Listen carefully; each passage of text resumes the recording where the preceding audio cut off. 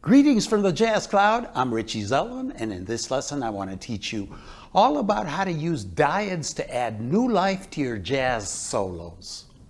I'm sure that you are familiar with triads or three-part chords. Well, a Diad is simply a two-part chord, and because there are only two notes in it, you can simply call it an interval. Regardless of what you call it, the inclusion of Diad lines in the midst of your usual single note lines is very effective to add a new texture to your solos. So before I teach you how to create Diad lines that you can employ over several chord progressions, I want you to hear the effect that they have when I solo over the changes to a standard everybody knows, Autumn Leaves.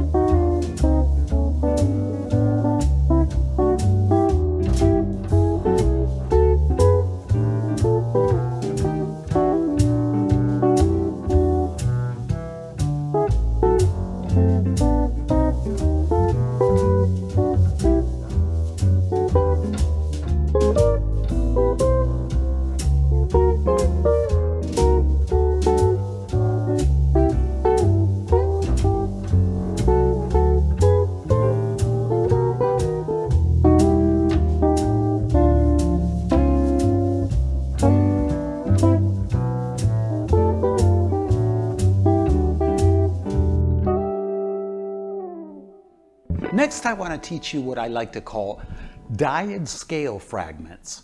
And this is simply a fragment of a given scale in two-part harmony. This fragment is chosen because it includes certain notes that best imply the sound of the chord we intend to portray at the moment. Now, I don't know if you noticed, but in the solo you just heard, for the most part, every time I inserted a Diad line, it was played on the second and third strings. This is because the tuning in thirds of that string pair enables us to play major thirds with both its notes over one fret and minor thirds with its notes over two consecutive frets. And this is an advantage not available in the string pairs tuned in fourths of the guitar, because it allows us to mobilize these triads with more ease across the fretboard. Furthermore, it enables us to use pull-offs, hammer-ons, and slides between Diads for a very fluid legato effect. Therefore, the Diad scale fragments I'm going to teach you next will all be played on the second and third strings and made up exclusively of thirds. My goal throughout this lesson is to teach you how to construct Diad lines over major and minor 2-5-1s. In order to achieve this, I first need to teach you the individual Diad scale fragments that are used in the different chord types included in those progressions. So please be patient. Also be sure to stick with me, because after I teach you all of this, I'm going to show you how to use these Diads as the seeds to a concept that I'm sure you are going to love. Now, if you truly don't want to learn those scale fragments and you just want to learn the ready-to-play 2-5-1 Diad lines, you will find a lesson index in the info section below this video with direct links to each section. Enough said. To get started, let's first look at what we can use over a Dorian-based 2 minor 7 chord. And for each one of these Diad scale fragments, we're going to have an orientation root. And they're going to be either on the 5th or 6th string. So for this one, it's going to be on the 5th string. And since it's a minor chord, it's easy to visualize this shape here, this D minor. And we're starting right here, playing the flatted 7 on the 3rd string and the 2nd of the scale on the 2nd string, which can also act as the 9th. But we'll keep it down to the regular scale degrees for now. So this is how it goes. And you want to try to play this as legato as possible. That is, using hammer-ons, pull-offs, and slides wherever possible. So here goes. 1, 2, 3, 4.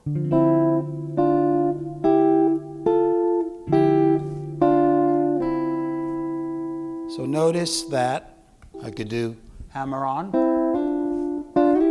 slide, pull-off, pull-off. The next one would be a variation, but this time we're using the 6th string as our orientation root. So we go up here, play this D minor shape, and this time we're starting here and we're going to descend. So we're starting with our ring finger and we're playing the flatted 3 on the 3rd string and the 5th on the 2nd string. 1, 2, 3, 4.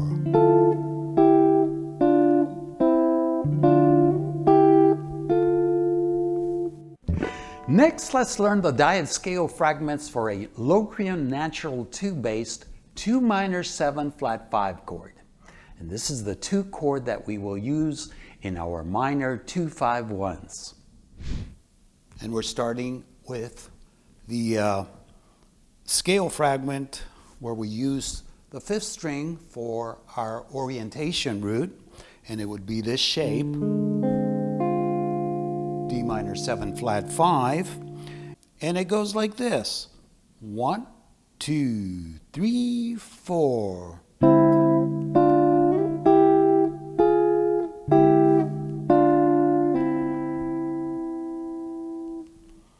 And here's the one with the orientation root on the 6th string. You can visualize this shape. And it goes like this. 1, 2, 3, 4.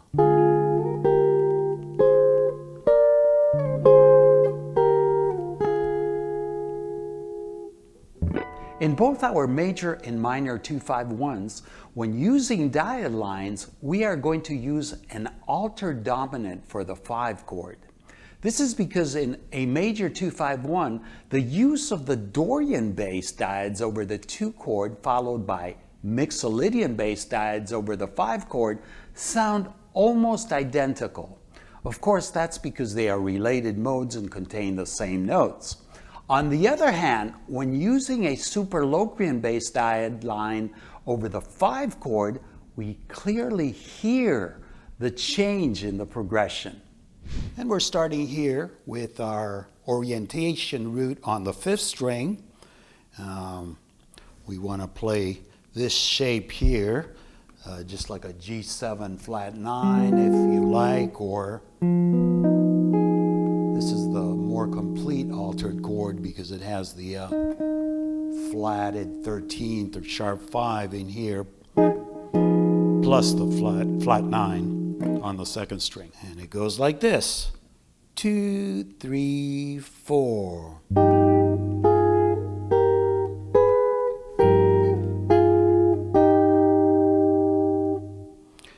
And now for the fragment where we use the 6th string as our orientation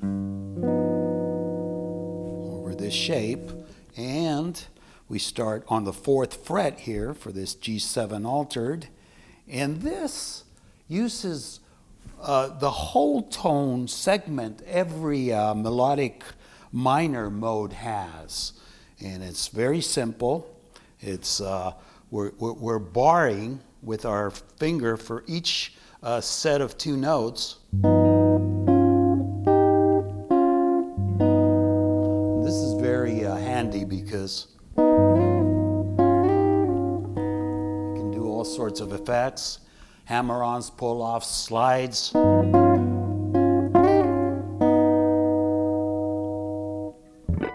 Next, we need to learn our Diad scale fragment for our 1 major chord.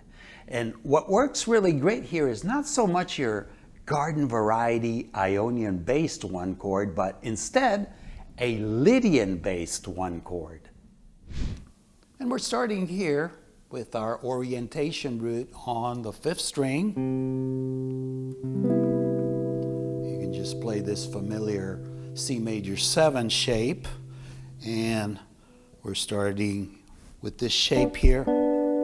We have the major 7th on the 3rd string and the 2nd or 9th on the 2nd string. So it goes like this: 2, 3, 4.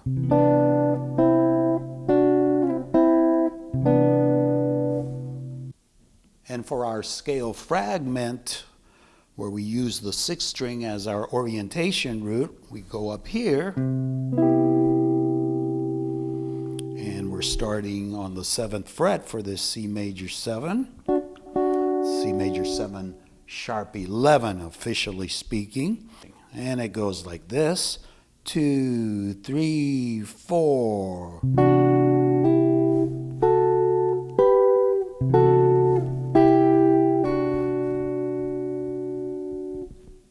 So now the only chord in our 2-5-1s that we don't have a Diads scale fragment for is the 1 minor chord.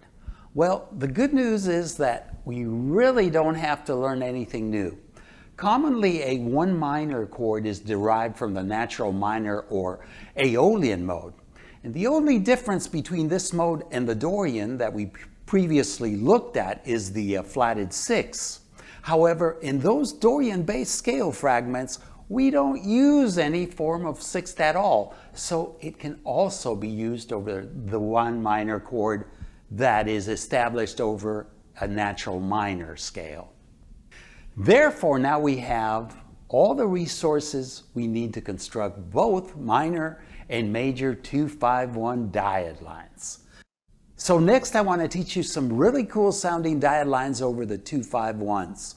Before I do, I just want to let you know that, as usual, there is a special study package you can download for this lesson. It contains PDFs with regular notation and tab of all the Diad scale fragments and the 2-5-1 lines we are going to learn, plus a bonus 4 extra lines. Also MP3s of all the examples, as well as a band-in-a-box file, so if you have the software, you can slow them down, loop them, and even transpose them to any key with the click of a button. Learning has never been more convenient, and all of this is available for download for a very small contribution from jazzguitar.richiezelland.com/premium.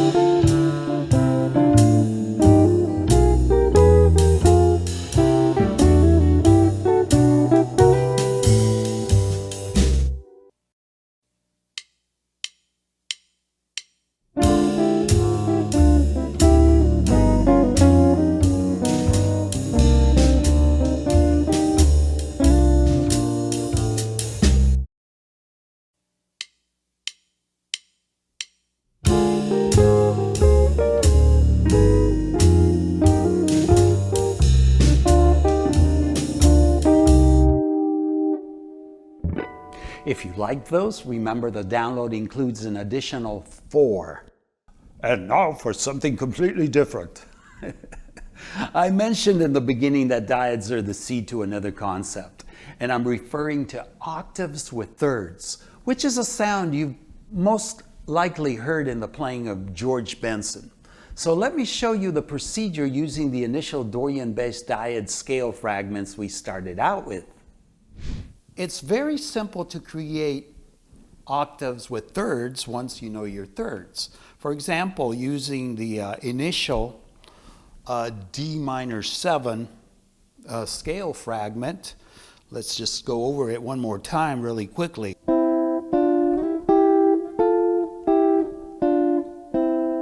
All we're going to do is take the highest note, that is the note on the 2nd string, and duplicate it an octave below. So in this case we have an E, we would do this. For this one, we have an F, and so forth.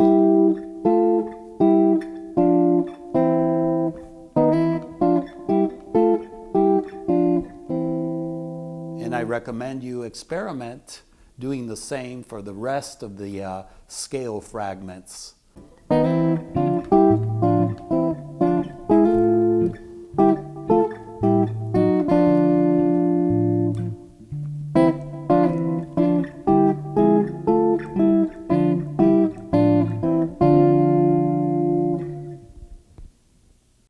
And that concludes our lesson. As usual, I welcome your likes, comments, and questions. And if you enjoyed this lesson and haven't subscribed yet, please do so. I'll be back next week with more. And until then, may peace be with you. Pórtense bien y nos vemos pronto.